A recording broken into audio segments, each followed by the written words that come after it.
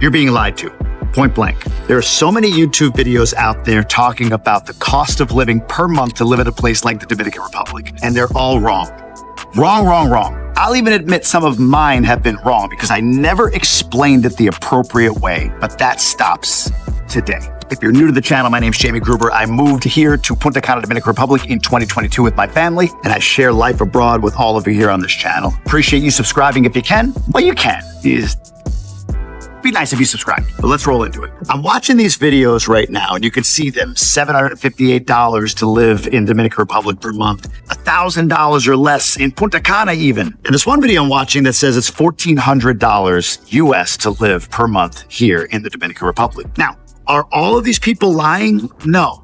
They're giving you their real expenses and they've tracked them to the best of their ability for sure. But for you, when you're watching content and you're trying to consider how much is it going to be for me to live down in the Dominican Republic, and you see videos like this, while they may not be lying to you, you are being misled. And the reason is they're only giving you one budget. And here's the secret. There's two. Look, I chose to live in the most expensive part of the country, for sure. And in this part of the country, Punta Cana, you can live on $5,000, you can live on $10,000, you can live on $20,000 a month. And you can live very well. You can live very comfortably on that price. Not like a king, like some people say. I'm not like eating roasted turkey legs and ordering people to be eaten by a lion. Like, I'm not living like a king, and I'm not spending $20,000 a month either. But my expenses do get up to the $10,000, $12,000 a month range. And you might be thinking, like, how could you pay that much in rent? And how can you pay that much in this and that? Look, my rent's $1,500 a month. It's not that much. In fact, if I look at just my expenses to live, it's under $5,000 a month. But that's budget one. Let me show you. So here's somebody I just watched, and he said his budget is $1,400 a month, and he broke it down. Food, $436. Entertainment, $440. Kids, he has $220. And he said that includes school and food for the kids. I wish it was that cheap for me. Insurance, $28 US. Gas, $84. Miscellaneous, $100. Lights, $30. And cable, $65. Now, under the miscellaneous, what he said in the video was that he thinks his gym membership is included in that miscellaneous. And I loved hearing that because it further proves my point. This is budget one, and I fully trust his budget. But what about budget two?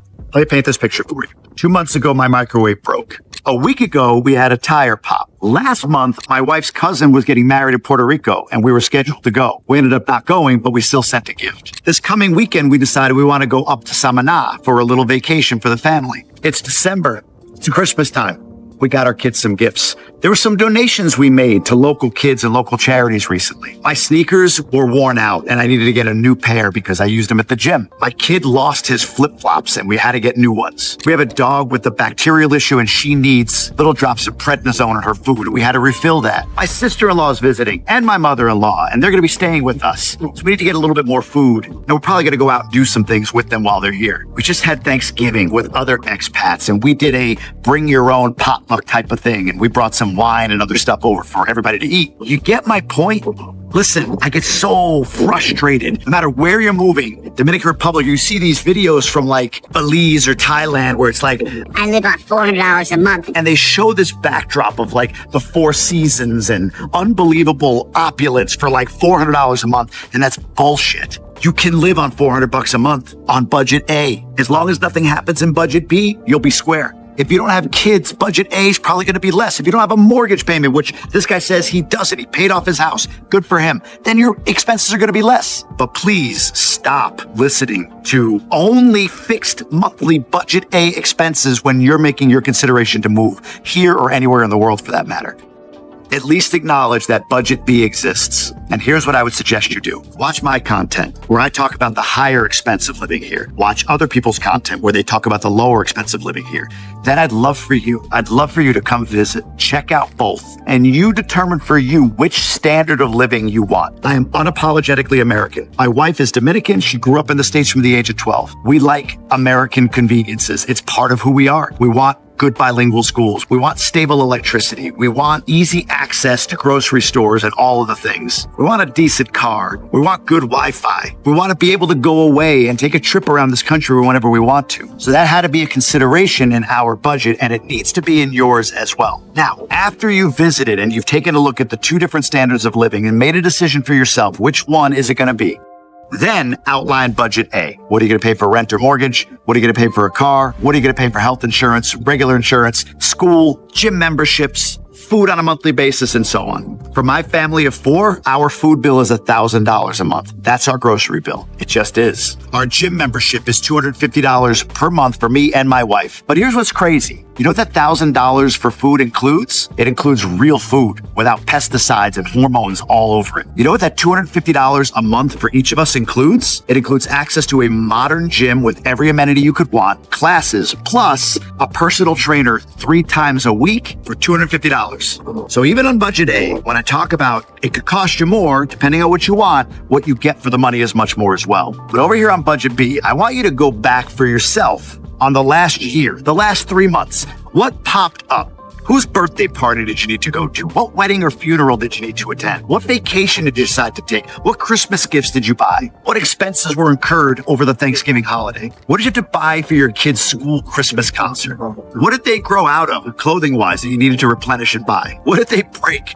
What microwave type of device went out on you? What oven or stove or piece of glass in your home got damaged? What subscription did you decide to go into, like a Netflix or Disney Plus or Hulu because you got a discount on it? What new iPhone did you buy? What iPad needed to be replaced? This is real life, folks, and I just don't want you to be duped by well-intentioned influencers. I'm always going to defend and stand up for this community, but I have to stand up more for you. Well-intentioned influencers and YouTubers sharing their real life, but they're only sharing right here. Budget A, life happens. Your budget B, life happens budget needs to be part of the equation for you. Add it up and divide by 12, or add up the last 3 months, divide by 3, and then take that number and add it to your fixed monthly budget every month. There are months for us where, depending on what I have going on, travel or whatever, it doubles, triples our monthly budget and our monthly spend because of just stuff that pops up. Here's an example. The gym membership I mentioned at $250 a month. The reason we got it even that cheap was we prepaid for the year at a 20% discount on a holiday special. So my wife and I each paid $3,000 in 1 month for the entire year. I felt that in November, $6,000. But we have our gym membership for the year and health is important, so I'm glad we did it. But I hope you get the point. Shit happens, and you need to budget for that before you just make the move on $1,000 budget or $1,500 budget because somebody said they could. I've said this before, and I really believe this. The folks that are saying, I lived on $1,000, and even this gentleman said it, he's like, I was really tight. That means that you will limit and inhibit your ability to enjoy living. You moved here. You moved to this amazing place. People are going to want to go out, do things, and you're going to be faced with, I wish I could go enjoy that, but I can't because I can only afford $1,200 a month because I listened to the wrong person on YouTube. Trust El Gringo, people. Please trust El Gringo.